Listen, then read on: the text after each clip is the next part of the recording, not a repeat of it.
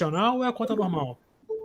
Institucional. Ah, tá. Porque se fosse a normal, ela teria 1 hora Não, não de tem limite, duração. Tá bom, né? ótimo então. Maravilha. Bom, vamos dar início então, né, a essa sessão. Agora quero agradecer a presença de todos, né. Eu vou aqui ler o texto, né, de abertura, do simpósio, que está sendo lido em cada uma das mesas, né, e diz assim: primeiro encontro GT-ION, Interdisciplinaridade da pesquisa em psicologia analítica no Brasil, ANPEP 2020-2021. Né. No presente encontro, nós buscamos afirmar o diálogo de nossas pesquisas proposto no GT-ION, Interdisciplinaridade de pesquisa em psicologia analítica no Brasil. Passado o ano de criação do GT-ION, reavivamos o nosso propósito de investir na potencialidade da psicologia analítica para retomar e ressignificar jornadas presentes na cultura brasileira.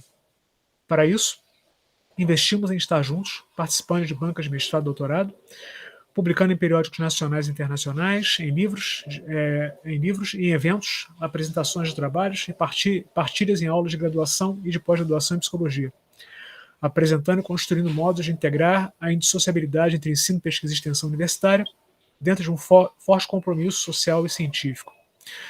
O que nos embala é a gana de produzir ciência com a alma brasileira, evidenciando a potência da psicologia analítica em campos interdisciplinares.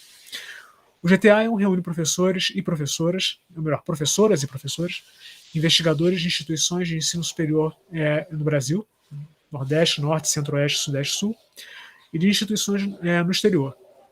Em Portugal, o Instituto Universitário de Ciências Psicológicas, Sociais e da Vida.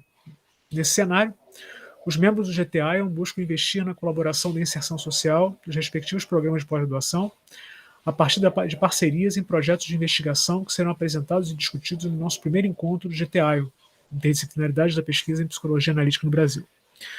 Convidamos a todos para atravessar essa jornada de encontros e discussões entre os dias 18 e 22 de outubro de 2021, a partir das pesquisas elaboradas nos programas de pós-graduação em psicologia e em outros programas de pós-graduação com as seguintes pegadas e atalhos: psicologia analítica, muito além da prática clínica, mitologia, símbolo e transformação da alma, a psicologia complexa e o PPG em ciência da religião da PUC Minas, possibilidades polifônicas da psicologia junguiana, caminho, pertencimento e encruzilhadas da religião no Brasil, caminhos do Piabiru, aprendizagens interculturais, psicologia junguiana, mangá e imigração japonesa na Amazônia brasileira.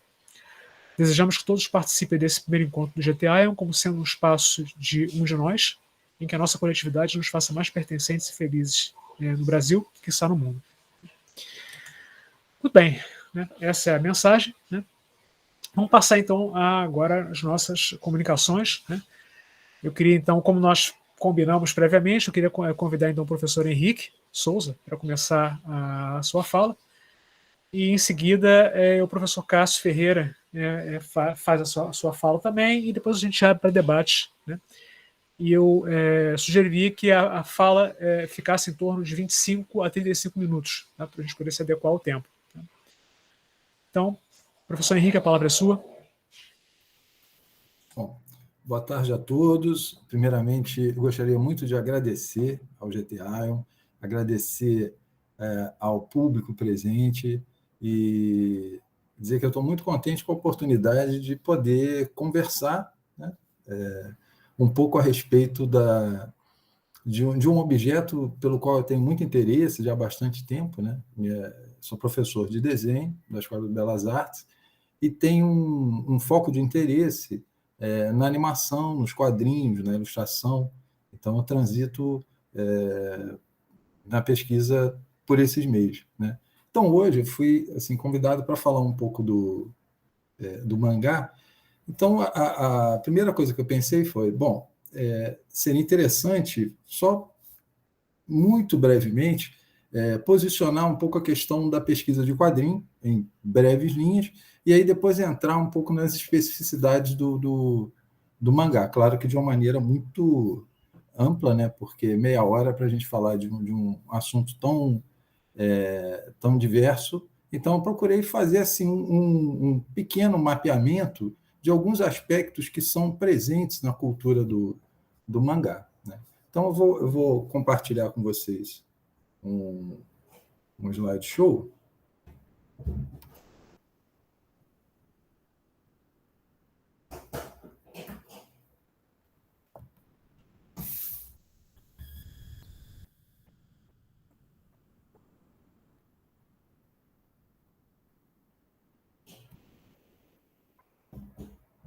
Já carregou para vocês? Já sim. Ah, ótimo. Bom, então, para falar do mangá, eu vou antes fazer uma pequena antessala para falar um pouquinho sobre a questão do quadrinho, né? E para fazer esse percurso, eu vou usar como base 3 palavras, né?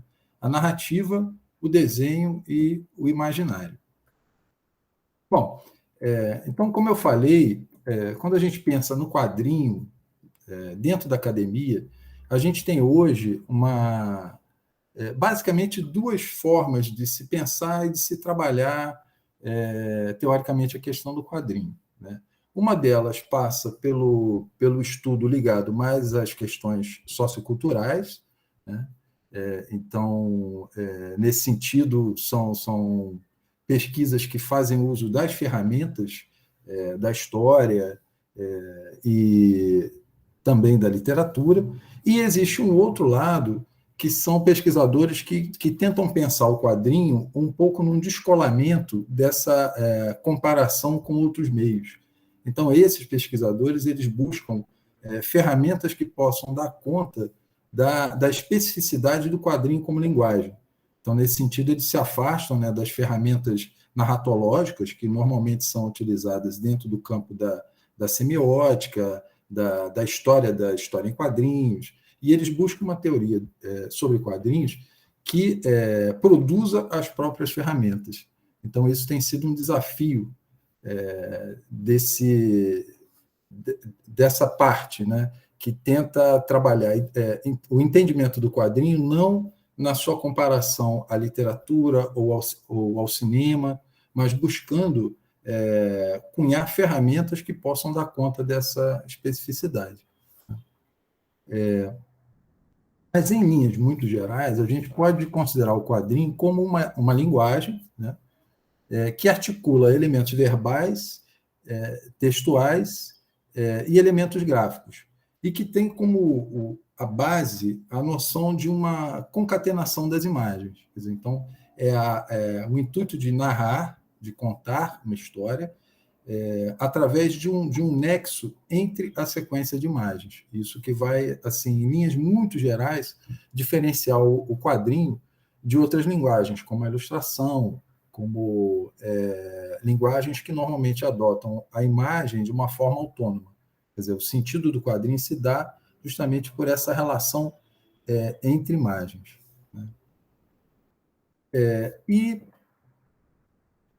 a busca desses modos, né, ou desses variados modos de se pensar o quadrinho, ela tem como objetivo, quer dizer, esse campo que eu citei, que é mais recente, né, de buscar uma estrutura, um entendimento da estrutura narrativa dos quadrinhos de maneira autônoma, ele tem como objetivo tentar entender quais são os mecanismos de produção de sentido, né? E essa indagação tem apontado vários caminhos diferentes. Bom, a questão do quadrinho, ela tem uma pré-história. A gente, na pesquisa da história dos quadrinhos, a gente costuma chamar do pré-quadrinho ou proto-quadrinho, embora sejam termos complexos. Mas, na realidade, o quadrinho ele já existe como desejo de narrar em sequência muito antes da existência do quadrinho como a gente chama hoje, né, o chamado quadrinho moderno. Então, a gente vai encontrar em culturas muito diferentes, em épocas as mais variadas, alguma forma de contação de histórias que implique nessa sequencialidade da imagem. Então, aqui vocês estão vendo um exemplo dos códices maias, né, que eram, na realidade, livros, né, que já tinham uma noção de página e de sequência de leitura, onde são narradas os elementos históricos da cultura maia, né? Então, são documentos importantíssimos que já apontam para uma intenção de usar o proto-quadrinho, vamos dizer assim, para o registro, né, da história e da sociedade. Aqui, um outro momento, então, assim, sem nenhuma cronologia, apenas para que a gente possa ver um pouco esse desejo de narrar em sequência. A gente tem a tapeçaria Bayer, que na realidade, uma tapeçaria de 70 metros de comprimento, que conta parte da história da formação da Grã-Bretanha, né? Narra as batalhas, narra a ascensão do príncipe Harold ao poder. E é interessante porque é um documento histórico da maior importância para a formação desses povos, e foi escolhida a forma da tirinha, né?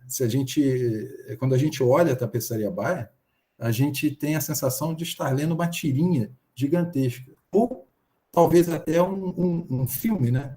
Uma tira de filme também, né? Aqui, no outro momento, a gente tem a coluna de Trajano, que aí é uma presença dessa intenção de narrar através de imagens e sequência, no uso arquitetônico. Então, eram colunas que eram espiraladas em baixo relevo.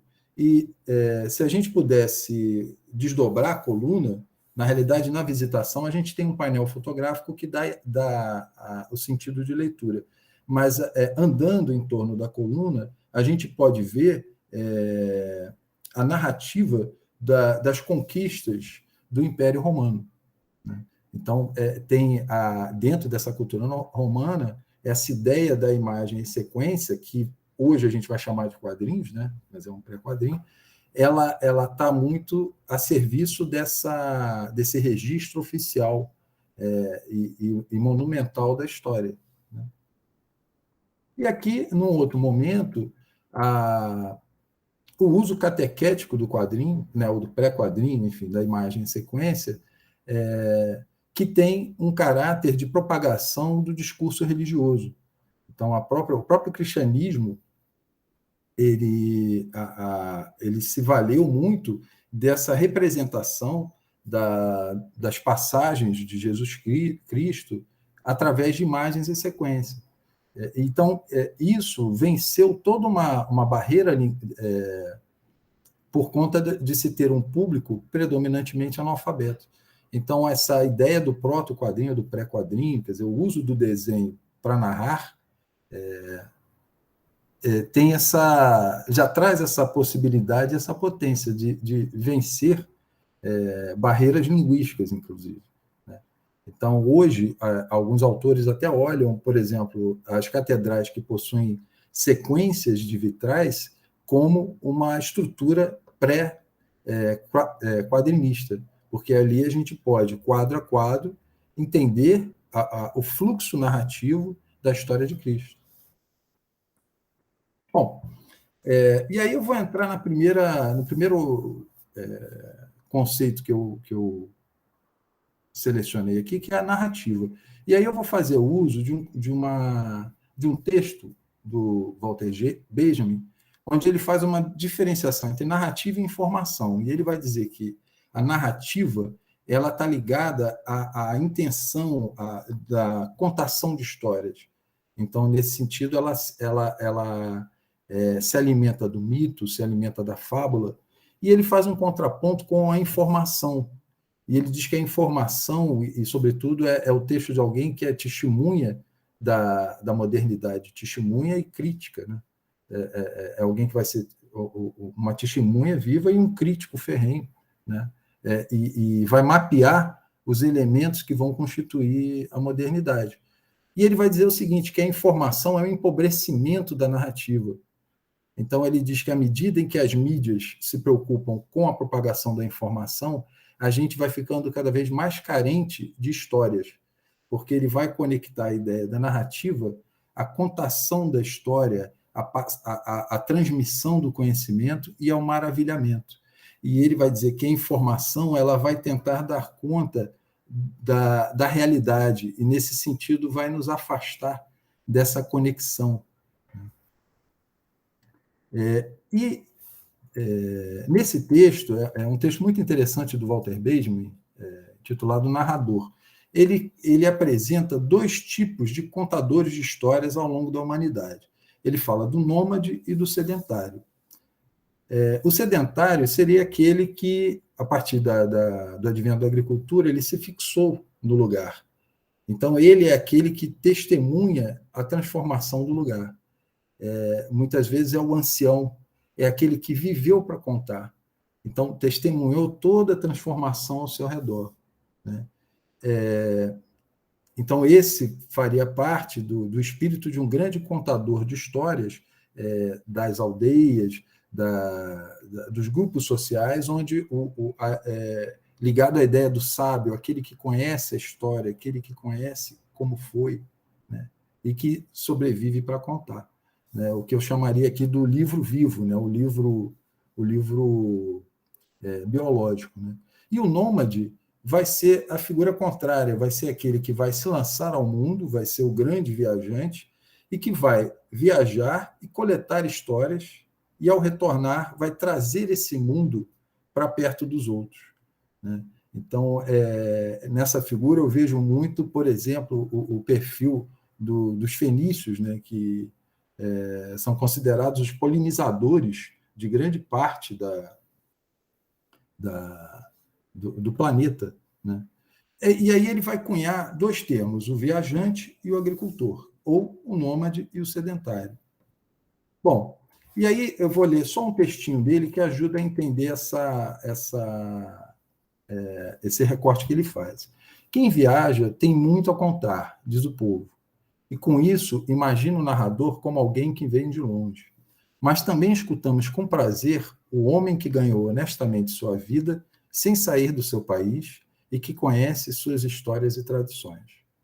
Então, esses dois modos de ser do contador, né, daquele que carrega a tradição oral, esses dois modos vão aparecer nas mais distintas sociedades.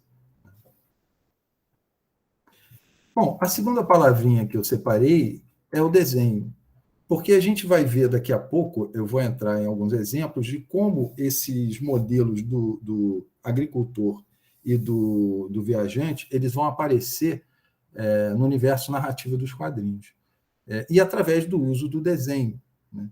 Então, eu considero assim, uma palavra importante para a gente entender o quadrinho, depois o mangá, porque o desenho ele vai ser um instrumento de empatia, ele tem uma ligação com o lugar da memória afetiva e com a personificação, que são elementos que são muito importantes nessa transmissão das histórias, né?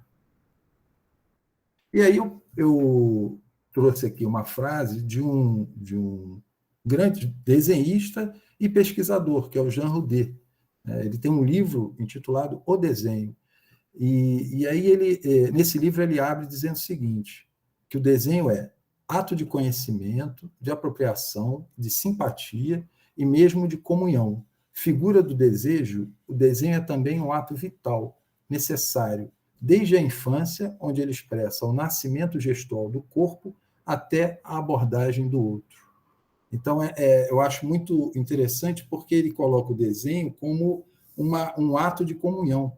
Então, nesse momento, assim, eu imagino o que seria o desejo de alguém que grafa sua mão numa parede e que, milhares de anos depois, a gente pode conversar, a gente pode ser esse outro, esse interlocutor dessa presença, dessa mão que diz, eu estou aqui, né? E que eterniza isso. E, ao mesmo tempo, quando eu penso nisso, eu penso no que nos motiva a lançar no espaço uma placa de metal com desenhos da figura humana para dizer para um possível interlocutor, se é que há no cosmos, quem nós somos.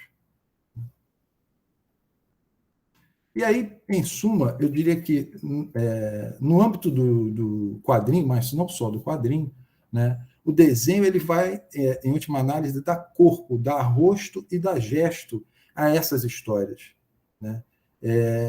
Ou seja, ele vai personificar o outro, ele vai dar personalidade, ele vai dar voz àquele drama, àquele pathos que vai ser narrado. E aqui, para começar a falar dos exemplos, eu peguei dois quadrinistas ocidentais antes de apresentar os orientais. Então, primeiro, que seria um agricultor, seria o Will Eisner, porque é considerado talvez o maior quadrinista da história, e ele foi um agricultor, porque ele nasceu, viveu e morreu em Nova York, e viu a cidade se transformar ao seu redor. Então, eu costumo dizer que o Eisner ele foi um grande cronista visual do seu tempo e do seu espaço. Então, aqui a gente tem, rapidamente, 2 exemplos do trabalho dele, onde ele apresenta o cotidiano da cidade, a vida da metrópole, os tipos comuns, do jornaleiro ao motorista de táxi. Ele vai contar a vida das pessoas. Aqui um exemplo disso, como ele conta a história do bairro, as micro-histórias, os microdramas que são histórias silenciosas, né, dentro do espaço da cidade. Então, na realidade, ele é um cronista da vida na urbis. Em contrapartida, a gente tem Joe Sacco, que seria o viajante, ou seja, esse quadrinista, né, esse narrador de histórias que viaja o mundo e retorna para contar. O Joe Sacco, ele é um jornalista, ele se auto-intitula um jornalista quadrinista, porque ele faz jornalismo através dos quadrinhos. E ele defende isso, que é a questão do desenho, que alguns poderiam questionar diante do uso da fotografia, mas ele diz que o trabalho dele consiste em habitar os lugares, conhecer a vida, conhecer os personagens daqueles dramas e retratar da maneira mais fiel e digna possível os relatos que ele encontra. Então, ele vai para o front. Ele já esteve na Chechênia, já esteve na Bósnia, já esteve na faixa de Gaza, e ele vai e fica morando. Ele é realmente um jornalista. Por isso que ele diz, eu faço jornalismo quadrinizado. Então, aqui a gente tem 2 exemplos dessas reportagens mundiais que ele faz. Então, um dos álbuns dele que rendeu um prêmio, inclusive, foi a história das mães na Chechênia. Então, são relatos assim muito de dentro do front e a partir da vivência e das experiências das pessoas nesses lugares. Né? Então, ele seria esse viajante que volta, que vive o lugar e retorna para nos contar. Bom, e aí, já começando a falar um pouco mais especificamente de mangá, os quadrinhos, em geral, eles têm uma origem muito ligada ao humor gráfico. E no caso do mangá não vai ser diferente. Tá? O quadrinho japonês, o mangá, ele tem uma ligação muito antiga e vem de uma linhagem do desenho de humor gráfico, mas com algumas peculiaridades em relação aos quadrinhos ocidentais. Então, eu vou passar aqui por algumas formas que não são quadrinhos, mas são formas de desenho, do uso do desenho, para exemplificar como a cultura japonesa tem uma relação muito íntima com esse desenho, com o afeto pelo desenho. Né? E não só no caso do mangá, mas do quadrinho em geral, isso talvez ajude a entender também por que nós temos tanta empatia pelo quadrinho. Né? E porque em um determinado momento, quer dizer, na infância, a gente tem uma ligação maior, mas a partir de um determinado momento, muitos acabam se distanciando, se desconectando da leitura dos quadrinhos. Né? Então, aqui a gente vai passar por alguns formatos, só para mostrar 2 aspectos. Primeiro, essa ligação muito íntima da cultura japonesa com o desenho, e depois esse traço de humor, que às vezes também é escatológico, que se apresenta nessa relação com o uso do desenho. Então, no caso do Shoujo Jiga, a gente tem representações que remetem ao século XI, então talvez seja assim, o primeiro indício do que viria a ser um dia a arte do mangá. Então, são desenhos que mostram animais em situações caricaturais, né, em cenas satíricas. Aqui um exemplo disso, em que a gente tem o uso da figura animal e, ao mesmo tempo, a colocação de características de personalidade, de comportamento humano associadas a essas figuras animais. Uma outra forma, que foi muito popular no Japão também, foi o Zenga, ou as imagens Zen, que eram gravuras que eram utilizadas para ajudar a entrar no estado de meditação. Então, na realidade, são caricaturas que têm essa ligação com o lado meditativo, contemplativo, religioso. Aqui um exemplo, um Zenga. E os Otsue, que são, na verdade, amuletos budistas portáteis. Então, eram plaquinhas de madeira que os budistas carregavam, e onde eles chegavam para dar início ao seu estado meditativo, eles colocavam essa imagem como uma forma de focar, de concentrar, para poder entrar na sua meditação. Então, são caricaturas portáteis. Né? Um exemplo. E os ukiyo-e, que eram gravuras que se tornaram muito populares no Japão, e, ao contrário dessas outras formas, os ukiyo-e eles têm uma característica interessante, que eles vão ter uma entrada mais popular.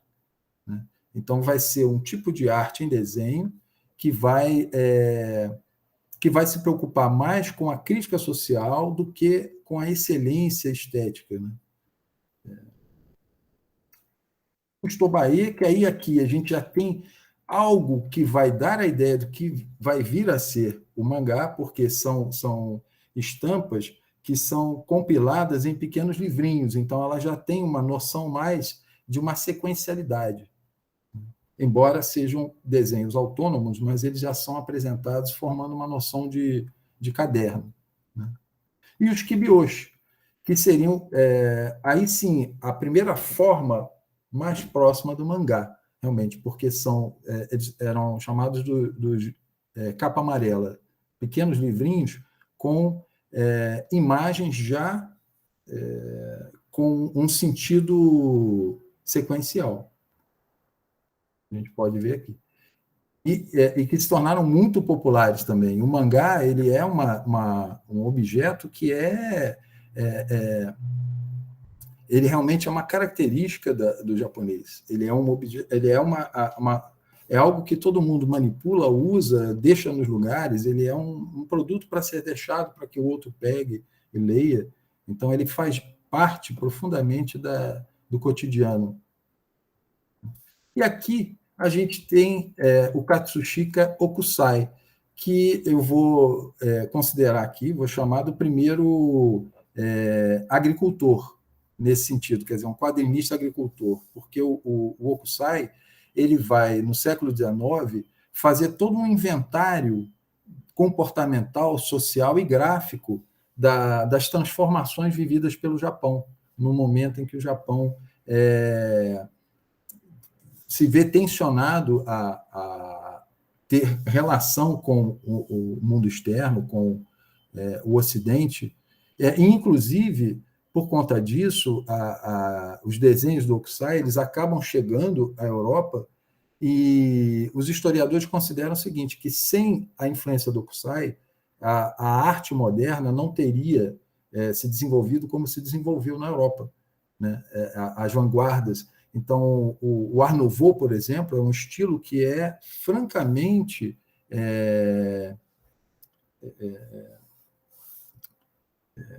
herdeiro da linha orgânica dos desenhos do Okusai. Tá? Então, nesse sentido, ele é um pioneiro e ele vai lançar, o trabalho dele vai aparecer a partir da primeira metade do século XIX como cadernos, que vão ser chamados de Okusai Mangá. Só que o termo mangá ainda não se refere ao quadrinho. Né? São cadernos de desenho onde ele usa o desenho como uma filosofia de descontração. Ele dizia que era muito fácil desenhar. Então, ele vai chamar esse desenho que ele faz quase que involuntariamente de mangá. Quer dizer, um desenho involuntário, um desenho fluido, um desenho como fluxo de pensamento. Né? E aí ele vai desenhando, e ele acaba nos deixando todo um inventário gráfico da sociedade japonesa da sua época. Então, nesse sentido, ele vai ser também um cronista visual, assim como o Eisner o foi. Né? O termo mangá, depois então, o que veio depois do Hokusai, e que passou a ser chamado de mangá, aí sim vai se configurar como um conjunto de estilos. E aí hoje a gente tem a palavra mangá num paralelo com a palavra cartoon para o quadrinho ocidental. Bom, então aqui a gente tem os exemplos dos desenhos do Hokusai, né? Então ele fazia sequências com caricaturas, com situações do cotidiano, com histórias que ele coletava na vizinhança.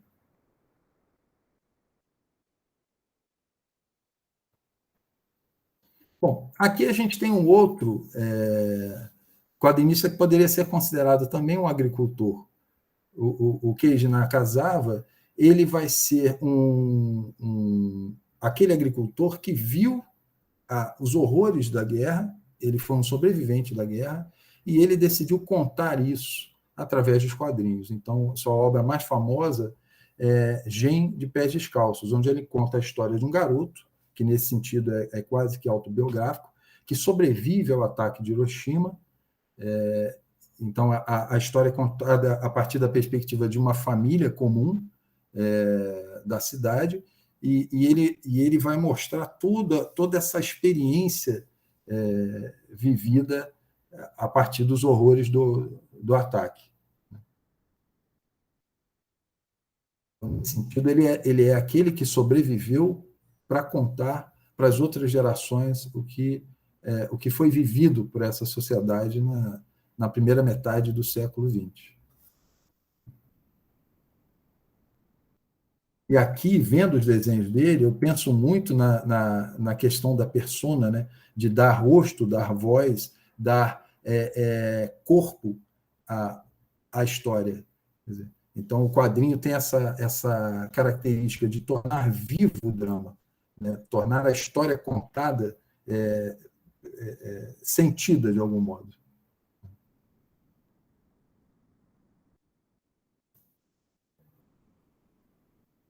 Bom, e a terceira palavra seria o imaginário. Então, de que modo os quadrinhos se inserem no contexto do imaginário social?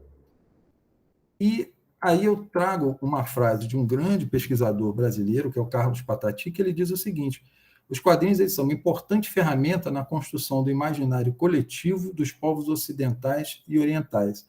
Então, o quadrinho, assim como outras mídias, ele vai representar muito, espelhar e projetar muito o espírito do seu tempo.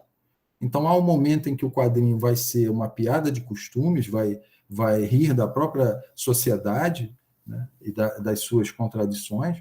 Num outro momento, principalmente no período entre guerras, o quadrinho vai buscar um escapismo, né? Então, o mundos imaginários, mundos exóticos, então as narrativas de aventura, que são um modo de evadir-se de uma realidade dura para um lugar imaginado, onde o sujeito moderno possa ter o seu respiro, vamos dizer assim. Então, não por acaso que a gente vai ver o surgimento dos heróis, né, na primeira metade do século, e depois dos super-heróis. Aí a gente entra um pouco nessa temática geral dos quadrinhos, e, em particular, depois nos mangás. Então, a gente tem o quadrinho, de certo modo, ele traz uma atualização da mitologia heróica e depois uma dimensão super-heróica. Então, traz aí a relação do humano com o divino. Então, só a respeito dos super-heróis, eles têm sempre como característica uma mitologia fundadora. Ou seja, eles vivem algum drama e, a partir daquele drama, eles se transformam no super-herói ou no herói. Então, o drama pode ser a perda dos pais, como no caso do Batman, pode ser a perda do seu mundo, como no caso do Kal-El, que é o super-homem, que é o super-humano que cai na Terra. Então, isso acaba sendo uma construção de dois garotos que eram judeus e que criam o Superman como uma metáfora da promessa do Messias que viria à Terra redimir a humanidade. A ligação com os contos de fadas, a ligação... e aí, no caso dos quadrinhos japoneses, né, a temática do autômato, que também tem uma relação entre o homem, o divino, a finitude e a eternidade. Então, a ideia do autômato, que é uma ideia muito antiga também no Ocidente, e que na cultura de massa japonesa ela vai ser muito forte, a ideia do ciborgue, do autômato. E aí, vendo isso, eu não tenho como não pensar em alguns conceitos que são conceitos caros ao pensamento junguiano, como o conceito da sombra, como a constituição da persona, né? Então, em resumo, a gente poderia dizer que os quadrinhos, e dentro disso o mangá, eles são um museu, um grande depositário de toda essa galeria de arquétipos, né? E, inclusive, as questões ligadas ao ânimos e à ânima, que a gente vai ver um pouquinho mais adiante, eu vou mostrar o que poderia ser um exemplo disso na construção de alguns gêneros do mangá. Então, aqui, um outro quadrinista que é considerado o pai do mangá moderno, que é o Osamu Tezuka. E ele vai representar, num certo sentido, essa mitologia dos heróis, dos contos de fada, do autômato. O Osamu Tezuka ele vai ser considerado o pai do mangá moderno e do anime, né? Porque ele vai popularizar, aí é uma influência contrária, né? Ele vai absorver os elementos da cultura pop ocidental e vai metabolizar isso à maneira do pensamento japonês de conhecer e superar, né? E ele vai adaptar essa ideia da indústria ao que vai se transformar o mangá no Japão. Então, ele é considerado assim, a grande referência. E aí ele vai trazer histórias de princesas, histórias de príncipes, e vai se dedicar mais ao universo infanto-juvenil. Aqui, um dos maiores ciborgues da história da cultura japonesa, que é o Astro Boy, que vai ser o personagem ícone do Tezuka. Aqui, um outro agricultor, como eu já passei a chamar, que é o Mizuki. O Mizuki ele vai ser também um sobrevivente da guerra, e ele vai trazer um outro lado, que aí é uma particularidade do mangá, que é o lado mais ligado ao animismo, ligado à ideia do monstro, do fantasma, dos espíritos. Então, ele vai unir o folclore japonês aos horrores da guerra. Então, ele vai trabalhar numa região que tem a ver com grotesco e com fantástico. Ele vai desenhar monstros, figuras escatológicas, mas dentro de uma narrativa infanto-juvenil. Ele vai trazer essa relação com os espíritos para o universo dos quadrinhos.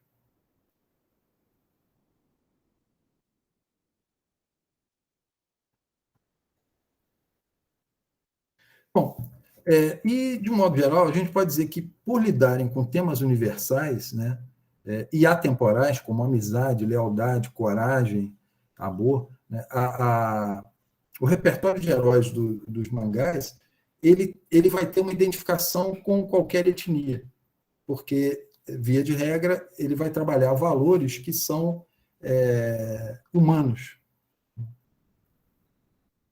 E aí, a gente tem, em termos de gênero, e usando a palavra aqui no duplo sentido, gênero enquanto gênero narrativo e gênero também quanto às questões de gênero.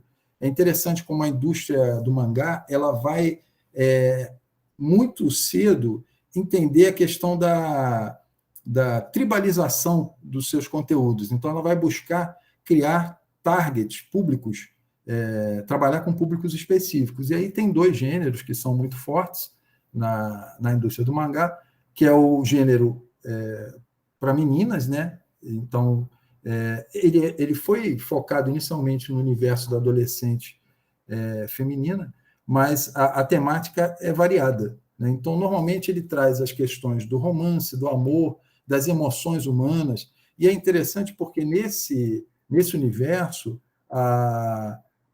os personagens, em muitos casos, os personagens apresentam as relações da maneira mais ampla. Então, por exemplo, relações homoafetivas são comuns nas histórias, personagens masculinos com características mais femininas e vice-versa, e isso no universo dos personagens e dos leitores não é uma questão, não é um problema, como muitas vezes acontece no Ocidente.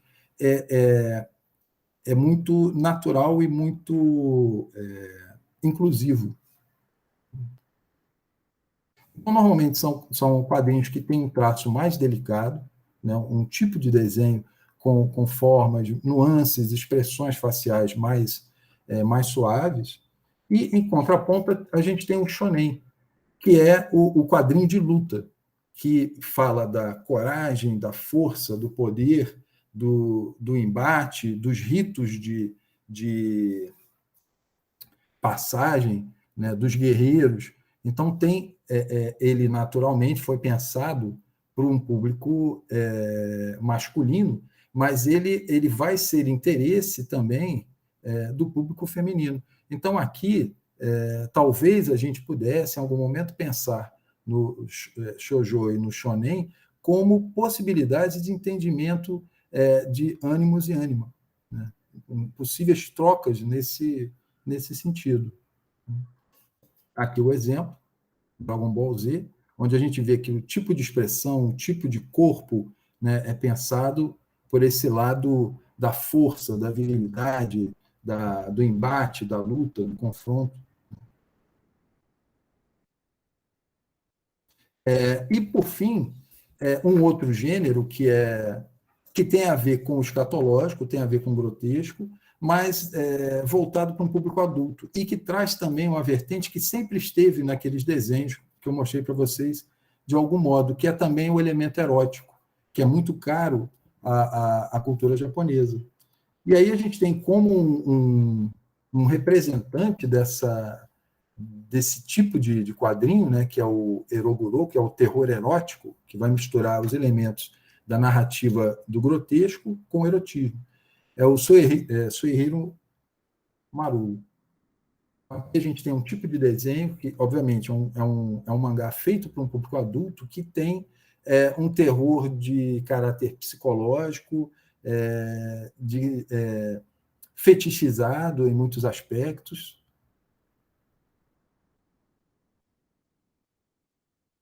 E que é uma vertente não só do mangá, é uma vertente muito forte dentro da arte japonesa, como um todo.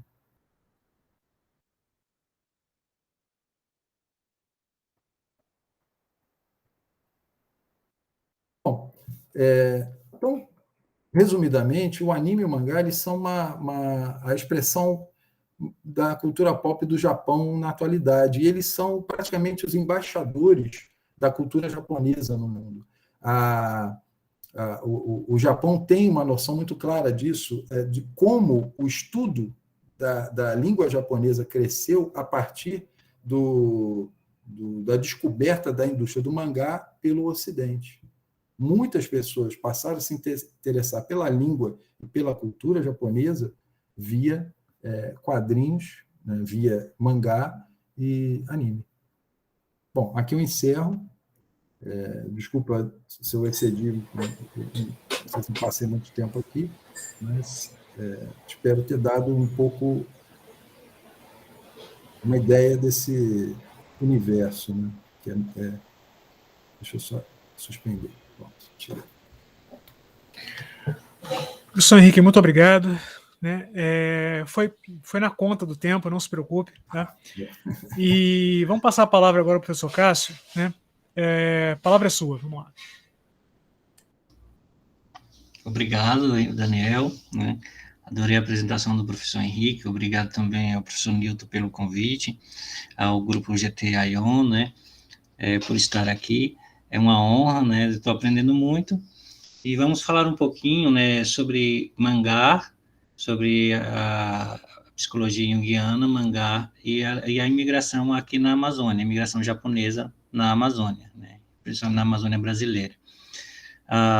Só para quando o professor César apresentou aí o Otsu e o Kyo, né, aí todos eles têm um ezinho no final, o E, né? E significa pintura em japonês, né? Desenho, pintura, por isso tem esse ezinho no finalzinho aí.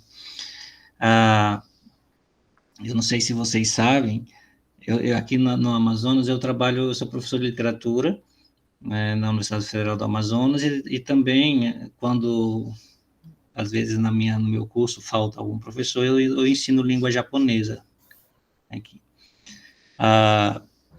Então, para começarmos um pouquinho, eu vou pontuar alguns elementos assim que eu trabalharei durante o discurso, né? Eu não vou projetar slides, talvez só com o nome da apresentação, mas eu acho que vocês conseguirão entender bem, né, o que eu proponho.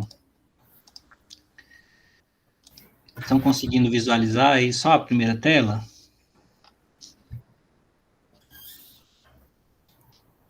Então, psicologia junguiana, mangá e imigração japonesa na Amazônia.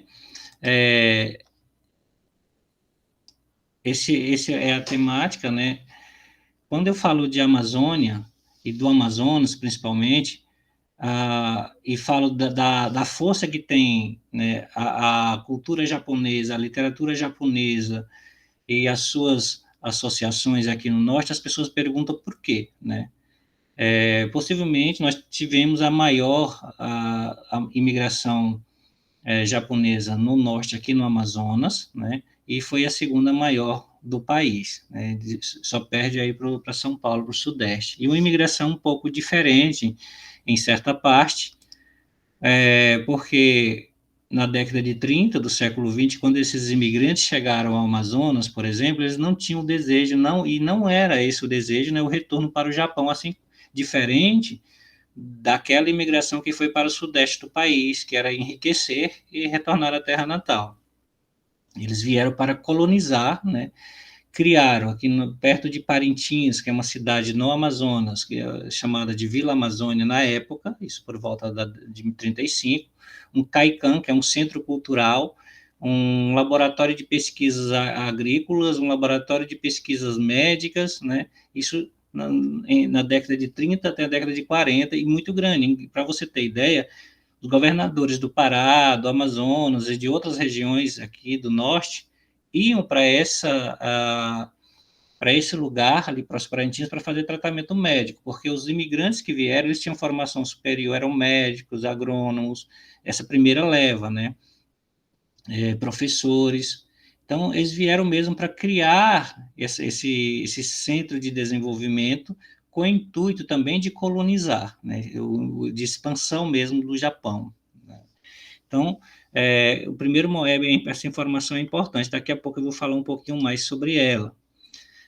Em relação ao mangá, né, isso que o professor Henrique já colocou, né, mas é importante também pensar no mangá como forma de teatro mesmo, de marionete, né, desse desenvolvimento mais teatral, que na época feudal foi muito comum no Japão ir para vilarejos, né, e contar a história, assim como ocorreu também no Ocidente, né, e essas histórias tinham a ver com essa cosmologia da criação do Japão, uma cosmologia de criação, força, que reflete hoje muito nos templos budistas, os shintoístas, quando você vai ao Japão, né, você vê esse Otsu, esse Tabá lá dentro do templo, como forma de expressão que traz uma questão histórica e também uma presença religiosa de diversos tempos. E o Orikon Shohatsu era justamente esse teatro das sombras que fazia esse processo, né, de contar histórias, uma espécie de cordel, aqui, se a gente fazer uma comparação rápida, aqui no Brasil, né? E essas histórias, elas ganharam força, elas foram reproduzidas, né? E aí, no início do século XX e depois da guerra, né, se tornaram uma força muito maior pelo incentivo mesmo dessa tentativa de narrar a história do Japão, de contar a história de forma plural. Então, os desenhos se massificaram, contando histórias tanto de narrativas literárias, como Genji Monogatari, que é um grande clássico da literatura japonesa, como mesmo da história do Japão, das pessoas, da vida social, do cotidiano, dos samurais, né? Tudo isso é elencado dentro desse mangá. E aí chega aonde o professor Henrique coloca essa questão dos heróis, principalmente, que chega no Ocidente, essa força do herói, né, por meio de desenhos clássicos que conhecemos, e também por meio de tokusatsu. Quem lembra da Manchete na década de 90, né, do Jaspion, Jiraiya, Changeman, né, que também tiveram uma força grande nesse universo de inspirar a aprendizagem da língua, da literatura e da cultura japonesa aqui no Ocidente, principalmente no Brasil. Diante disso, né, eu gostaria de destacar 3 pontos, não vou desenvolver agora, só para a gente destacar, né, da questão junguiana, né, que seria que dentro dessa cultura humana, né, para a gente poder abordar o mangá, nós pensamos na questão simbólica, na questão natural e na questão cultural, né? Esse seria um dos pontos que eu pretendo discutir, né? Que seriam os símbolos naturais do próprio inconsciente coletivo, disposto em todas as imagens arquétipos essenciais, que o professor também já falou sobre essa questão do arquétipo, né? E essa segunda categoria seria esses símbolos culturais. Então, a gente precisa olhar esses 2 pontos para entender essa imigração que teve aqui no Norte, né?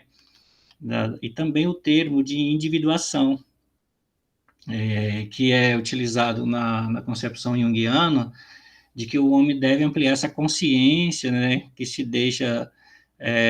deixando se limitar por essa exterioridade, né?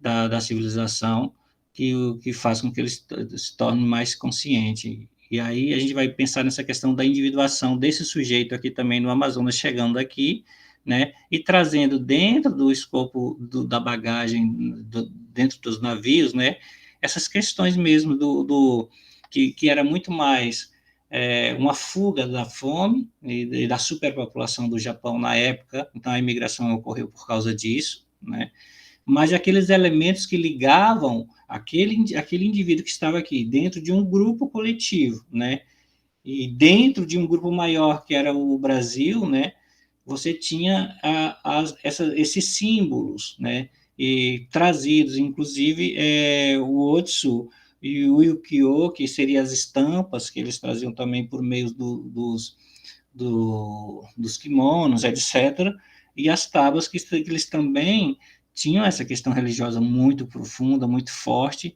e no próprio Kaikan isso era reivivificado, né? Kaikan, que era o centro cultural.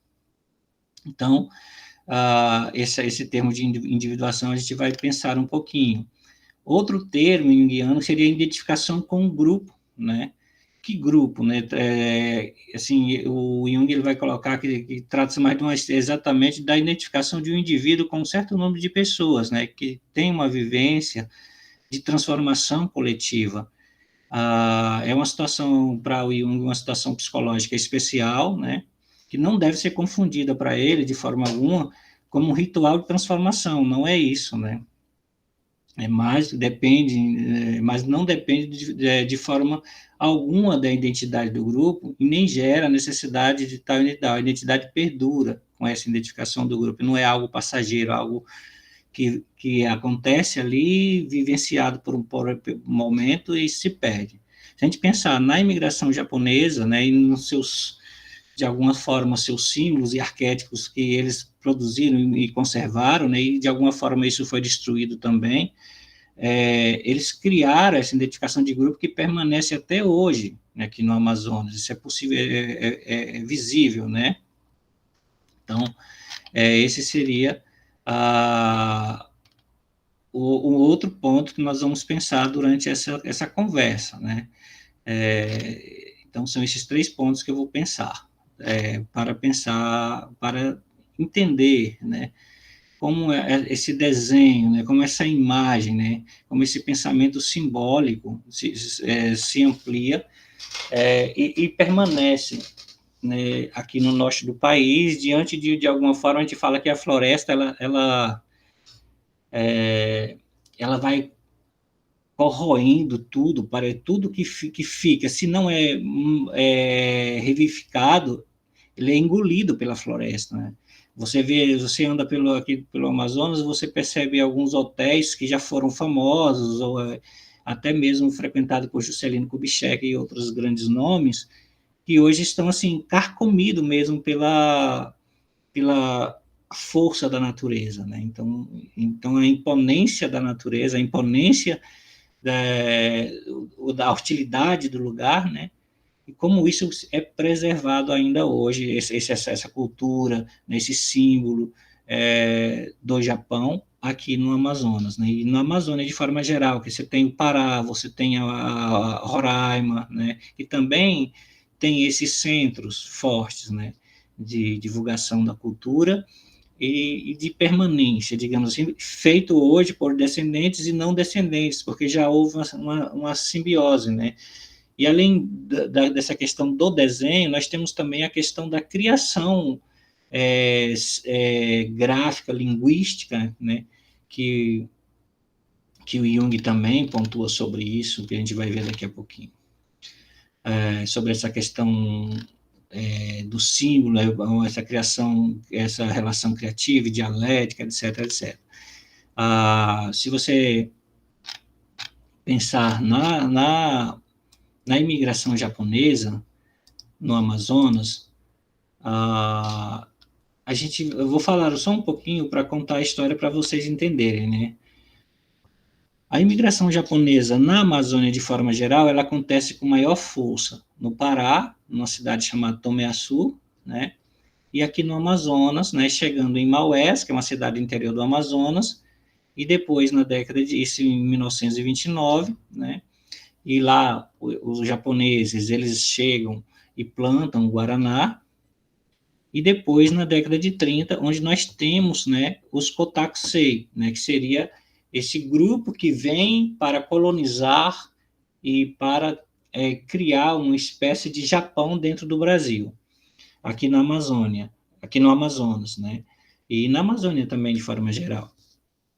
E toda essa vinda também, ela é pensada, ela é trabalhada, os japoneses estudavam na escola superior de guerra, superior de colonização do Japão, no Japão, antes de vir, então eles sabiam a questão do solo, das dificuldades, das intempéries que eles iriam enfrentar aqui no Amazonas, mas eles sabiam que não podiam voltar, por isso eram escolhidos filhos, né, que não, de alguma forma, não receberiam a herança, que não podia vir o filho mais velho, era outro filho, né, aquele que não tinha o dever de cuidar da família. Então, esse era que viria nessa leva de pessoas que estudavam na Escola Superior de Colonização do Japão, antes de vir aqui.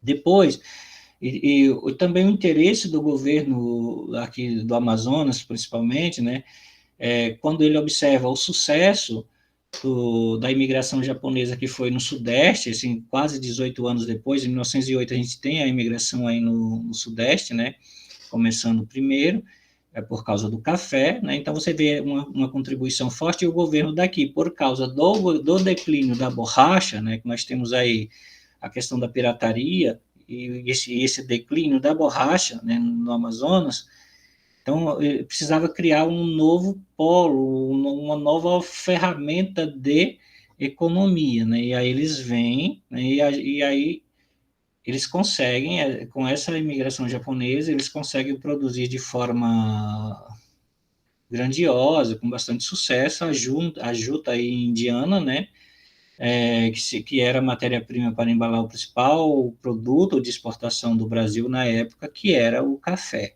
Então, a juta ela tem esse alcance forte aqui, né, e sucesso, porque teve um japonês, um pesquisador, ele consegue modificar essa semente, né, por uma experiência, e consegue fazer com que a juta cresça 2 ou 3 vezes mais do que era natural naquelas várzeas, né? Então, após 21 anos, você tem iniciada essa imigração, de alguma forma, em uma colonização aqui no estado do Amazonas.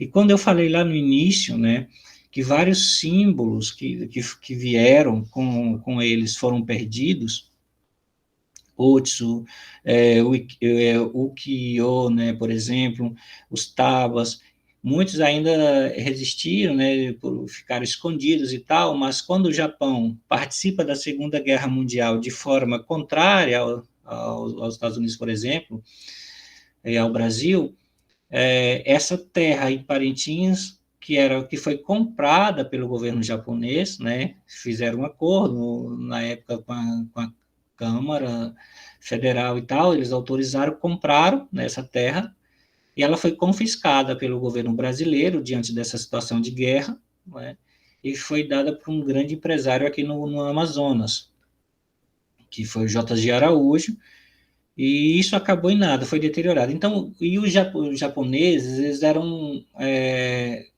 fiscalizados pela polícia, e a maioria presos, né, e levados para uma fazenda em Tomé-Açu, no Pará, como se fosse um campo de concentração. E diante disso, quando a polícia chegava à casa e eles anotavam, faziam diários, isso era costumeiro, não tinha as imagens, os outros, o Kyo, né, os tabas. E o que acontece? Eles enterravam ou queimavam para que a polícia não os acusasse de traição, né? Muitos fugiam, então eles praticamente eles queimaram quase tudo que trouxeram diante disso, livros, né, os mangás que vieram, né, de alguma forma retratando essa força do imperador, porque isso era algo muito forte dentro da imigração japonesa, de alguma forma essa doutrinação referente ao imperador, tanto em São Paulo, que vocês, Shindo Himei, tem o livro do Fernando Moraes, né, Corações Sujos, quem já leu, ele retrata de uma forma bela esse processo. Aqui no Amazonas também você tem, de alguma forma, uma fidelidade ao imperador, né?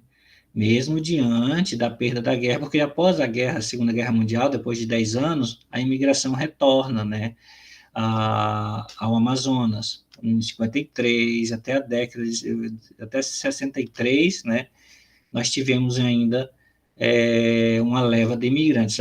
Mas após a guerra já eram imigrantes diferentes, eram imigrantes como São Paulo, que vieram para trabalhar, enriquecer, né, e voltar ao Japão, coisas que nunca aconteceram. Então, diante disso, os japoneses, com medo da polícia, né, eles queimavam tudo, faziam seus ritos. Para você ter ideia, assim que a língua japonesa foi proibida, né, ela era ensinada em espaços dentro de casa e tal, né, isso aconteceu muito no Sudeste, mas aqui também. Então, eles utilizavam o que eles tinham, mangás, né, livros de histórias, ilustrações, tudo isso para ensinar a língua japonesa e tentar manter a tradição. Lembrando que o diferencial dessa imigração, os filhos de Kotakusei são aquelas pessoas que vieram com um curso superior para permanecerem, eles não aprendiam a língua japonesa, porque o intuito era, eles teriam que aprender a língua, o português, né? Isso os próprios pais japoneses, eles pensavam assim, porque nós não vamos voltar, então eles têm que aprender o português para sobreviverem e conquistarem espaço aqui no Brasil, né? E muitos, hoje, né, eu converso com alguns, né, que ainda filhos de kotakus, já bem idosos, e aí eles falam que os pais solicitavam isso, né? Então, mais uma vez, aquela questão da identificação de grupo, né, retomado, e até hoje há uma força, né, que ronda os descendentes e alguns filhos, né, que vieram, né, já quando crianças, junto com os pais, né, para essa imigração aqui na Amazônia e no Amazonas, né. Então, eles contam a história dessa força, e elas permanecem hoje, né, e aí eles acreditam, quando você conversa, que essa força, esse grupo, essa ideia do grupo, né, mas como feixe, foi o que possibilitou essa permanência, né, e essa sobrevivência aqui no país, aqui no Amazonas, né. E aí, os símbolos naturais e os culturais, principalmente, né, que trouxeram conservaram essas imagens arquétipas essenciais, né, desse grupo, né, nesse consciente coletivo desse grupo. Para você ter ideia, até hoje, né, nós temos 3 colônias aqui no Amazonas que eles fazem os festivais, o Bom Odori, por exemplo, que é um festival que você faz, canta, dança em homenagem aos mortos, como se os mortos fossem visitar você, né, os espíritos, e você faz esse festival para mostrar que você está alegre, festivo, que está tudo bem, né. Então, ainda há essa reunião, né, e dentro dessa reunião as pessoas se vestem com kimonos que trazem gravuras de ukiyo, por exemplo.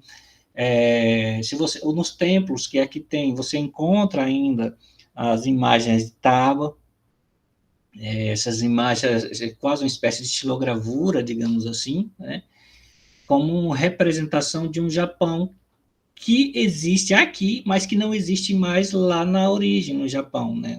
Não, já modificou muito essa relação, e aqui, por estar distante desse local, né, permanece, inclusive questões linguísticas também permanecem, e que são estudadas da década de 20, 30, ainda permanece no uso hoje por essa comunidade. E esse termo, né, de individuação que o Jung utiliza, né, nessa consciência, né, o homem deve ampliar a sua consciência, deixando de se limitar pela exterioridade da civilização e tornando-se mais consciente de si, digamos assim, né. O imigrante, quando chega, ele busca todos os meios, digamos assim, para se manter dentro do grupo. A alimentação, eles buscam adequar essa alimentação ao grupo, né, eles buscam substituir, por exemplo, a soja por mamão ralado, mas permanecer com a comida muito próxima do que eles comiam no Japão. A questão religiosa também muito próxima do que estava no Japão, apesar da grande força católica que tinha na região de solicitar que eles batizassem, trocassem de nome, colocassem Manuel, João, né? Você encontra vários João, João Yamamoto, João não sei o quê, né? Por causa disso, então eles iam. Eu lembro que eu entrevistei uma senhora que ela falava: olha, eu rezava todo dia Ave Maria, o Pai Nosso, numa comunidade católica, mas eu não entendia nada, não sabia porque estava falando aquilo. Eu repetia porque eu tinha que fazer para não apanhar, né? Então, esse processo de individualização, esse self, né, é justamente esse símbolo de resistência que eles permaneceram, ainda que diante da guerra, né, que eles de alguma forma fragmentaram, não tinha mais o Kaikan, não tinha mais o centro cultural, não tinha mais as imagens que eram trazidas, não tinha mais o mangá como leitura, né, como diversão. Isso porque isso se perderam, eles tiveram que abandonar tudo ou queimar, né? Queimarem. Então, eles colocaram dentro de si essa questão de identificação, era mais consciente de si, mas também tinha essa questão coletividade que permanecia, né? Essa identificação de grupo, ela não morreu, né?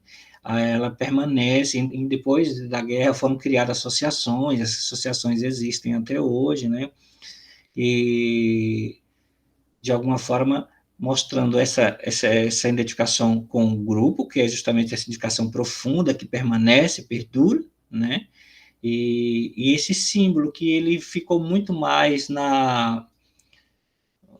ficou muito mais um símbolo, como é que se diz? Ele não ficou um símbolo físico, mas ficou um símbolo mais abstrato, né, digamos, subjetivo, mas é um símbolo que reúne, que congrega, que mostra que o grupo, né, não morreu, que perpassou daquela geração que chegou para a segunda geração, para a terceira geração, e agora na quarta geração, aí as coisas estão mudando, porque há uma simbiose, né, tá uma mistura, né, onde os brasileiros estão entrando nas comunidades, onde os brasileiros participam também dos grupos criativos culturais, sociais, né, literários, dos japoneses, de uma forma muito mais profunda, né, verticalizada, porque antes isso não era permitido, né? Se você pensar até na década de 90, era muito mais centralizado em cada grupo, né? O grupo X, o grupo Y, o grupo tal, com medo de perder essa identidade. Até mesmo os casamentos eram muito fechados dentro daquela comunidade, né? Com medo também dessa repercussão fora. Ainda que eles morando no Brasil, né, a visão era que nós, né, seriam sempre estrangeiros e não era de muita confiança.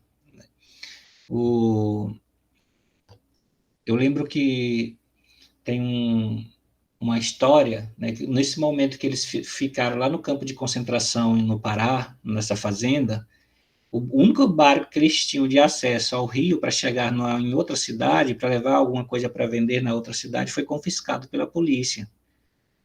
E esse símbolo, e essa identificação com o grupo foi tão forte que eles conseguiram, né, em pouco prazo, tirando madeira da mata, fazer um novo barco, né, e esse barco foi utilizado por muito tempo para fazer esse transporte, né, de produtos para outro lugar da cidade, para vender de uma forma meio que clandestina, né. Então, de alguma forma, se a gente pensar nisso, pensar nessas imagens que foram trazidas, nessa questão cultural, nessa questão de identificação de grupo, né? E tudo isso, a questão da palavra, da língua, né? E Jung não deixa de reconhecer, né? Que pensamos por meio dessas palavras, por meio de palavras, né? E principalmente por essa questão linguística, que relaciona com esse pensamento dirigido, esse pensamento de grupo, essa identificação de grupo, essa questão cultural muito forte, porque a língua também, ao mesmo tempo que ela dificultava, ela aproximava o grupo, mas também distanciava do brasileiro. Existe até uma anedota, isso não foi anedota, foi um imigrante que contou, né? Por exemplo, o ribeirinho, que é as pessoas que moram aqui na parte mais rural do Amazonas, estão ali, que vivem da pesca e tal, ele chegou numa casa, assim, no final da tarde, na casa de uma japonesa, né, e ela estava com um teçado, com uma espécie de facão na mão, né, e tentando guardar as galinhas no galinheiro para que os bichos não comessem. E ela está correndo atrás da galinha com o teçado, né, tentando prender a galinha. E aí existe aí chegou o ribeirinho, ela olha para o ribeirinho, né, e fala em japonês, mate, que é assim, espere, por favor, né, que eu vou esperar. Mate kudasai, espere, por favor. Só que o ribeirinho entendeu mate, mate, mate, ele foi e matou a galinha, né. Então, essa questão linguística também aproxima o grupo e repele o outro, com a tentativa também de sobrevivência nesse meio hostil, né? Porque era uma forma de aproximar, distanciar, aproximar, porque os filhos do Kotaku 6, por exemplo, precisavam da língua portuguesa para poder sobreviver e crescer dentro do país. O grupo que chegou depois não preciso disso, né? Porque vamos aprender a língua japonesa, os meus filhos vão para o Japão, vão estudar lá e vão ter uma vida melhor. Então, o pensamento também era diferente em relação aos grupos, mas havia uma identificação, né?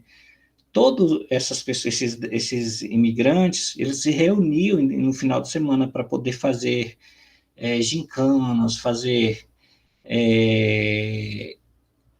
jogos de beisebol, que era uma tradição no Japão. Então, eles se reuniam, eles vinham de lugares diferentes, distantes, né, isso depois da guerra, para criar, né, essa aproximação e, de alguma forma, essa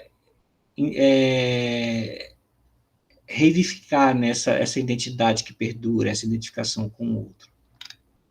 E a imigração aqui no Amazonas, ela é tão forte que depois, na década de 60 do século XX, nós temos a criação do polo aqui da Zona Franca, né? E hoje nós temos em torno de 57 empresas japonesas que participam do polo por questões mesmo econômicas e de impostos e tudo mais, não podemos negar isso, mas também por uma questão tradicional que é muito falado por eles, né? Assim, nós temos um débito com o Amazonas, né? Porque nos acolheu, etc. Então, você ainda tem, né, a questão, é claro que o primeiro plano é econômico, mas você também tem um arquétipo, uma imagem, né, que vai muito mais, que está dentro dessa simbologia de que é que foi essa imigração. E aí, quando você fala do mangá, eu lembro que o professor Henrique falou durante a sua explanação, dessa questão mesmo de o mangá estar em qualquer lugar e acessível. Você terminou de ler o mangá no Japão, você está no Japão, você encontra ele dentro de um metrô, por exemplo, que alguém leu e deixou lá e outra pessoa lê, passa adiante e assim vai, né? E você encontra em qualquer banco, em qualquer lugar, né? Você encontra o mangá.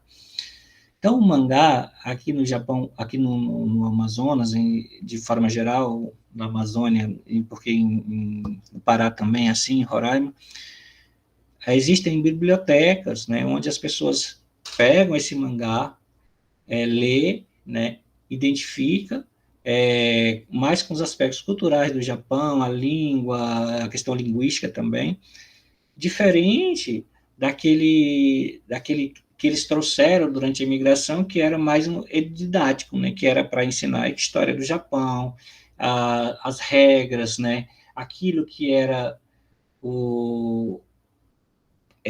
preconizado pelo Império Japonês, né? Então, isso era levado muito à risca, né? Então, aquilo demonstrava força, demonstrava uma ligação com o Japão, né? Que é algo que não deixava desvincular. Né? Então, você tinha a língua, você tinha a imagem. Eu lembro quando eu fui aos estúdios Ghibli, lá no Japão, que fazem esses desenhos famosos, que conhecemos hoje, esses animes, né? Você vê como, assim, essa representação é como se você fosse a Disney, assim, aqui no Ocidente, em termos de animação, em termos de desenho, em termos existe uma áurea, né, cultural em torno de que o Japão pode ser contado por meio por meio da palavra imagética, né? O Japão é capaz disso. Então, pensando um pouquinho, tem lá no livro, no texto Símbolos da Transformação, lá de Jung, né, que ele vai falar um pouco de Freud e a psicanálise, né, ele fala um pouquinho assim, temos, portanto, duas formas, que é a voz de Jung, né, temos duas formas de pensar, o pensamento dirigido e o sonhar ou fantasiar. O primeiro trabalha para a comunicação com elementos linguísticos, é trabalhoso, cansativo, o segundo trabalha sem esforço, por assim dizer, espontaneamente, com conteúdos encontrados prontos e é dirigido por motivos inconscientes. Né? Se pensar dessa forma, se a gente olhar essa citação de Jung, a gente pode pensar na imigração aqui no Japão, a imigração japonesa no Amazonas e, de forma geral, na Amazônia brasileira, dessa forma, esse pensar dirigido, esse sonhar ou fantasiar, né? Quando não existia mais algo concreto para se identificar como japonês, porque isso foi, de alguma forma, apagado, não existia o diário, não existia a imagem, não existia nada, né? Ainda existiam esses arquétipos, né, imaginários que o professor colocou aí, para poder dizer, eu sou japonês, eu pertenço a essa comunidade, né? E aí, esse pensar dirigido também diante dessa situação nova, dessa adaptação que eles estavam vivendo aqui no Amazonas, né,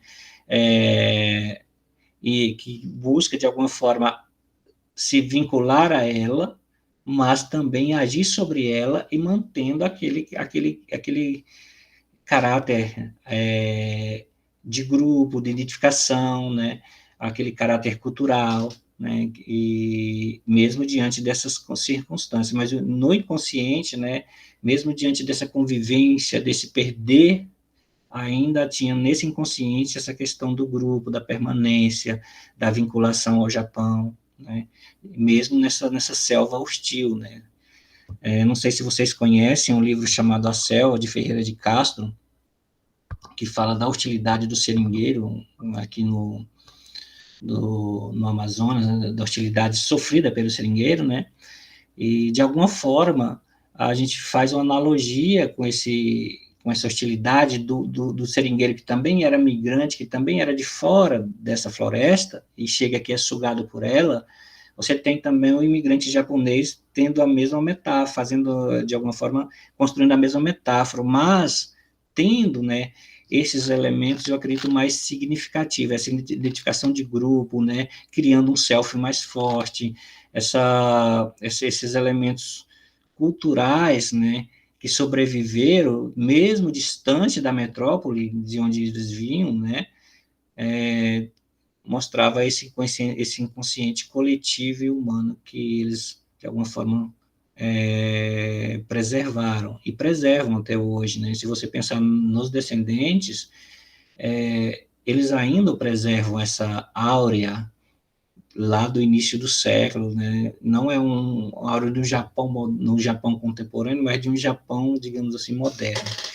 Quando o professor falou da questão da abertura do Japão no período Meiji, ali por volta de 1868, né, que o Japão acessa o Ocidente de uma forma muito mais intensa, ele já acessava mais, era mais a Holanda, muito pouco o Ocidente, mas aí ele é obrigado a abrir as portas para o Ocidente, e ele acessa de uma forma muito intensa, né, elementos do romantismo, do realismo de uma forma muito forte, e isso gera um impacto muito, muito forte na literatura, né, mas quando por volta de 1912, 14, por aí, né, você tem aí esses 40 anos, um pouquinho, esses 40 anos ou mais, aí os grandes nomes da literatura, da cultura japonesa começam a criar um movimento inverso, que é da preservação da tradição, né? Começa a questionar aquilo que eles receberam com tão bom grado, né? Eles começam a questionar isso. Então isso é muito visível na literatura, na arte, né? E até mesmo no mangá. E aí se fecha muito na questão do imperador, o marxismo é combatido violentamente no Japão na década de 20, 30, 15, 20 a 30, porém as mulheres têm acesso, né, na década de 1915 à universidade, aí vai criando todo esse universo fragmentado e contemporâneo japonês que nós conhecemos hoje. Porém, né, a imigração, principalmente a imigração aqui no norte, né, a imigração japonesa, tem várias, eu estou falando da japonesa, eles conseguiram manter, né, alguns elementos culturais, algumas simbologias, alguns arquétipos de uma forma muito forte, né, nesse inconsciente coletivo desse grupo, que de alguma forma resvala até hoje, né, na produção poética do haikai, na pintura. Nós temos vários brasileiros aqui no Amazonas que já desenham mangás e buscam como que se diz? Um acesso maior do seu trabalho, né? Poetas e outros elementos que vêm, né, a partir desse conceito, desse grupo, né, desses elementos culturais que foram, de alguma forma, eles olhavam para a gente como exótico e a gente olhava para eles como exóticos, né? Então, depois há essa troca e a gente consegue, o brasileiro assimila, gosta, né, desses elementos trazidos e, de alguma forma, ressignifica isso e coloca dentro da cultura brasileira, né, que nós hoje conhecemos de uma forma mais profunda. Não tão bem, mas mais profunda, né? E é isso, pessoal. Então, eu vou abrir para perguntas. Eu não sei se eu passei o tempo, né? E vamos abrir para o debate. Eu agradeço a todos pela atenção. Muito bem, professor Cássio, obrigado pela sua apresentação, né? Vamos passar agora para a nossa conversa, né? Fica aberto, o microfone fica aberto para quem quiser comentar. Né?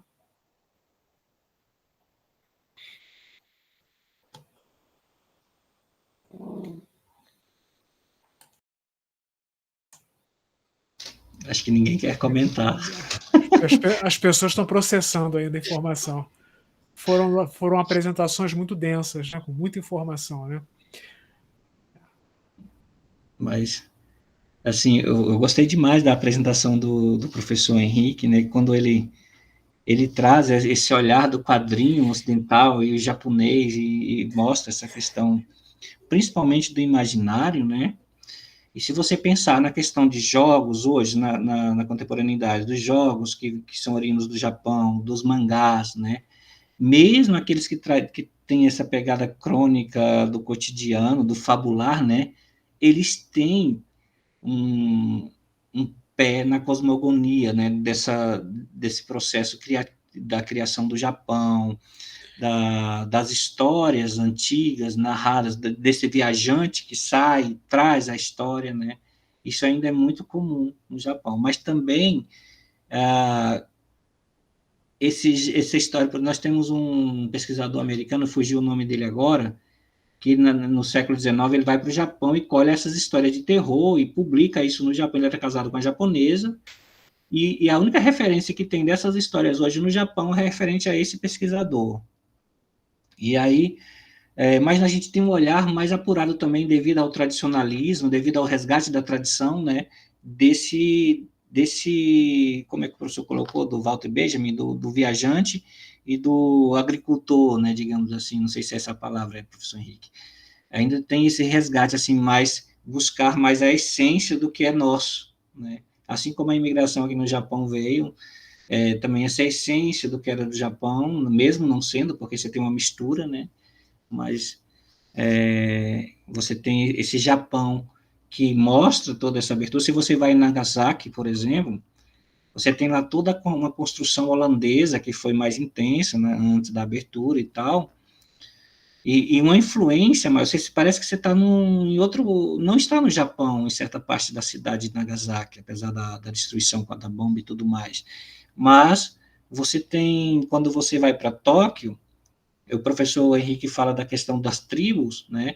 Você tem um bairro, a tribo Y, né, que é muito diverso, ou um tribo X que é muito fechado, centrado só daquele grupo de mulheres, né? Isso é muito... Então, o Japão é muito dicotômico hoje. Eu falo assim que é o tradicional e o contemporâneo vivendo de uma forma harmônica que eu só vi lá, não vi em outro lugar. Nós temos uma inscrição aqui. Ricardo, a palavra é sua. Opa, boa tarde a todos. Parabenizar o Henrique, o professor Cássio. A fala de vocês foi muito rica, interessante. Dois temas realmente novos, para mim, muito novo. Eu consigo ver a relação com o professor João Guiana, mas assim, bastante informação nova. Eu costumo, não com frequência, mas costumo ler mangá. Eu não tenho conhecimento assim, dos termos adequados, né? Costumo ler alguma coisa e fiquei bem impactado com toda essa riqueza cultural que tem por trás desse quadrinho, dessa produção, que a gente não tem noção, né? Eu fiquei bem impactado mesmo. E fiquei aqui pensando aqui, né? Qual é a relação disso com esses modernos anime? Acho que chama anime, né? Que são esses desenhos. Parece que tem relação, né? Parece que alguns desses desenhos são feitos a partir do mangá. É isso mesmo? Eu não tenho muito conhecimento, mas fiquei com essa curiosidade de entender essa relação desse desenho animado com esse desenho em quadrinho. Eu não sei quem pode me responder, o Henrique, o professor Cássio. Eu acho que o professor Henrique tem mais conhecimento sobre isso. Bom, boa tarde, professor Ricardo. Queria aproveitar para assim, dizer que eu gostei muito da fala do professor Cássio, porque assim, me deu um feedback sobre algumas coisas que enfim, aparecem ali na questão do mangá. Então, essa coisa de um Japão que existe aqui, que não existe mais lá, né? Isso eu achei muito interessante, e pensando em alguns autores e algumas narrativas, né? Isso é muito caro ali dentro daquela obra, é um mundo muito particular que é apresentado ali. Então, esse aspecto eu achei, assim, já vou ficar hoje, vou dormir pensando mais sobre essas questões. Em relação ao desenho animado, né, o anime, ou como alguns chamam anime, faz o mangá, o Osamu Tezuka, ele tem um papel determinante aí, porque por isso que ele é considerado o pai do quadrinho japonês moderno, do mangá moderno, porque ele vai, ele desde criança, ele assim teve uma formação cultural, ao mesmo tempo que absorvendo a cultura própria, mas ele absorveu muito a cultura americana também, porque os pais dele eram intelectuais, então ele teve muito acesso ao cinema, à literatura, aos quadrinhos americanos, e ele se apaixonou pela indústria de quadrinhos ocidental. Só que o que ele fez foi absorver os elementos de estrutura, né, e ao mesmo tempo adaptar isso para o universo, para o imaginário japonês. Então ele aproximou essas duas possibilidades, né? Ele entendeu o mecanismo, ele entendeu a coisa do ponto de vista industrial e adaptou isso para a realidade da produção no Japão. Então, com isso, ele foi um grande precursor também na animação japonesa. Então, ele vai ser esse agente, né? Ele vai ser esse propulsor. E aí sim, muitos animes são baseados em obras de mangá. Por exemplo, quando o anime chega aqui, ele se torna mais conhecido, mais popular, aí década de 80, com Akira, do Katsuhiro Otomo, que é uma saga, é uma grande novela em mangá, uma novela distópica, assim, é a referência do cyberpunk na cultura nipônica, né?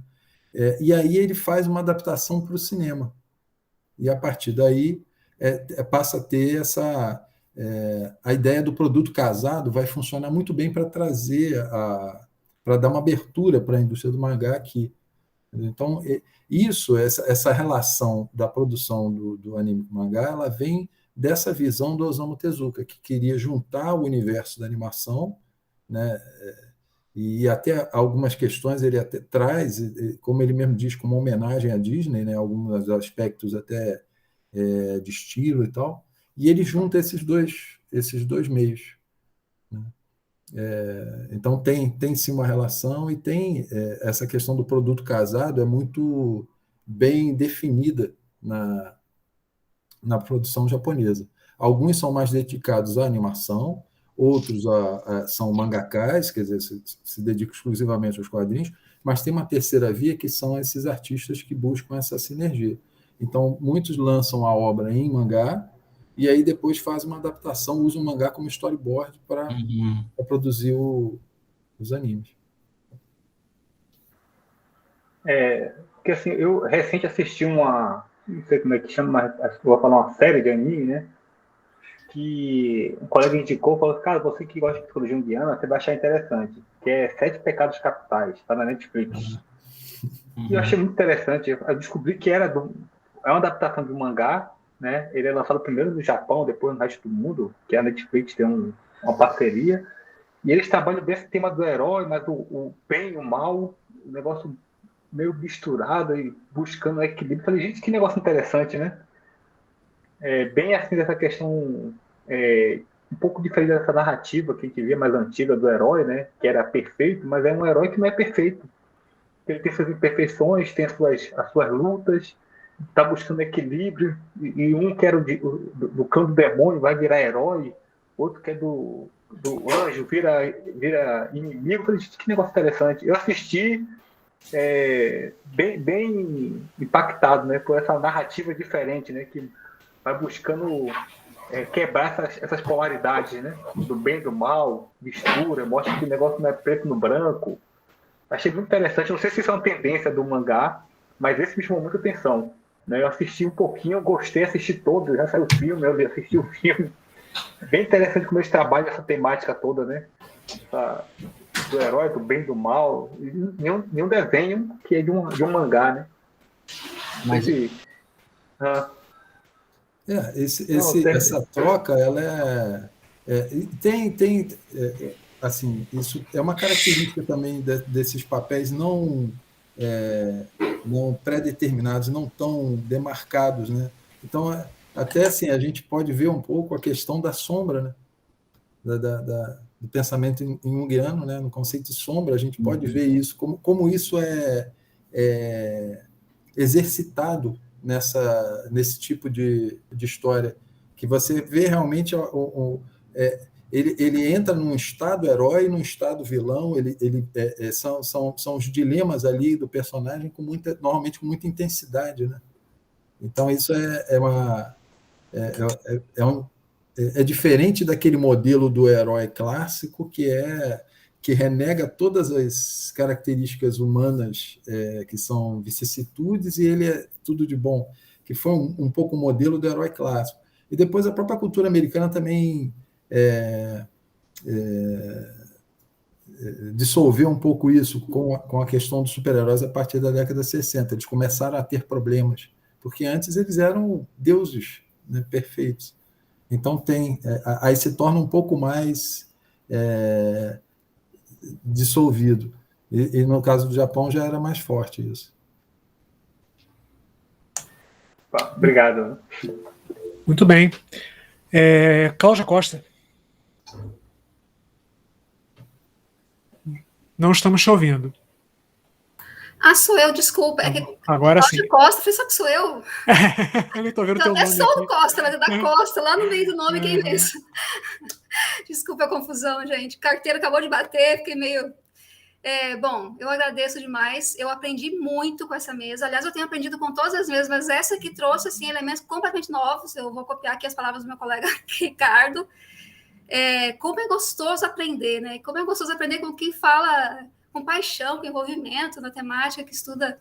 Então, é muito, muito gostoso isso. Em relação ao professor Henrique, o senhor falou uma questão que me chamou a atenção, dessa necessidade dos povos de contar, de deixar o registro, de contar, né? Eu estou estudando muito sobre o Antigo Egito e outras civilizações também, e que bom que eles sentiam essa necessidade de contar e deixavam esses registros. Assim a gente consegue tentar buscar a história real, tentar quebrar um pouco alguns muros que foram sendo levantados, né, em torno da história, e buscar, por exemplo, a prática que a gente tem resgatado é a yoga kemética, Smai Thai, que é uma yoga que se busca, que se encontra as bases nas paredes das pirâmides.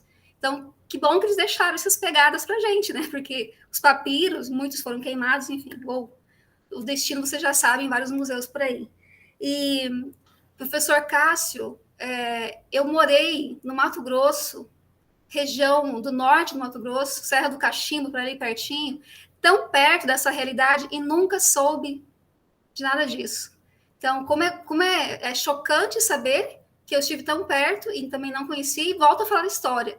Como é que isso não chega para nós? Nós precisamos cavar, buscar novos caminhos para conhecer a verdadeira história, né? Que bom que hoje nós temos condições de fazer isso. Mas como é complicado, né? E aí o senhor falou sobre essa negação da cultura. A minha mãe passou... Acho que tem algum microfone ligado. A minha mãe passou por essa situação e... A mudança fundamental, eu acho que foi desde... Milton, seu microfone está aberto. Obrigado.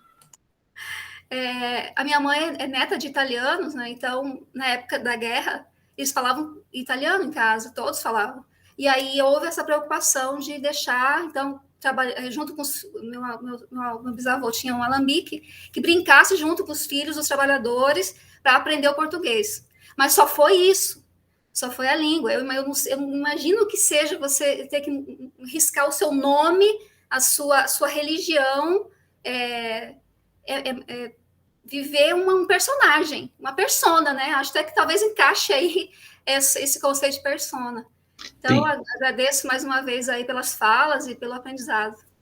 Tem uma foto que uma imigrante me mostrou, que ela está na igreja, assim, acho que tem uns 10 filhos de imigrantes japoneses, todos, assim, acompanhados por uma freira aqui na região.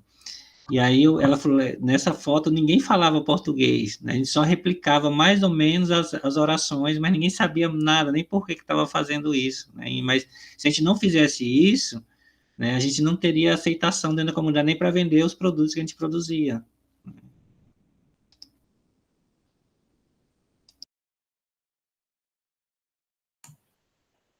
Newton, a palavra é sua.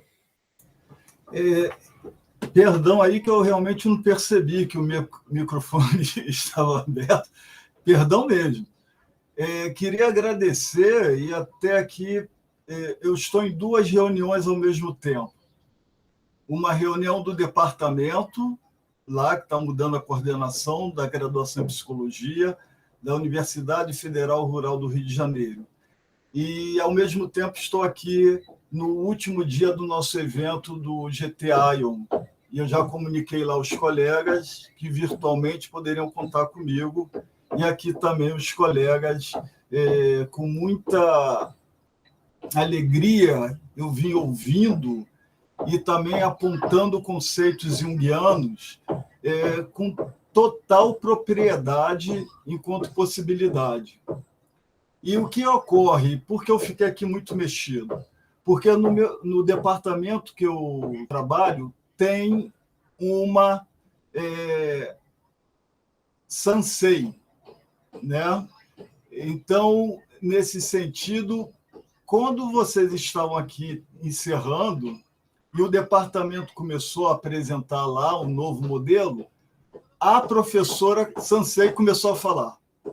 Falando aqui, vocês aqui, aí eu fiquei assim, com necessidade de dizer, olha, eu estou numa reunião falando da história da cultura japonesa, do mangá.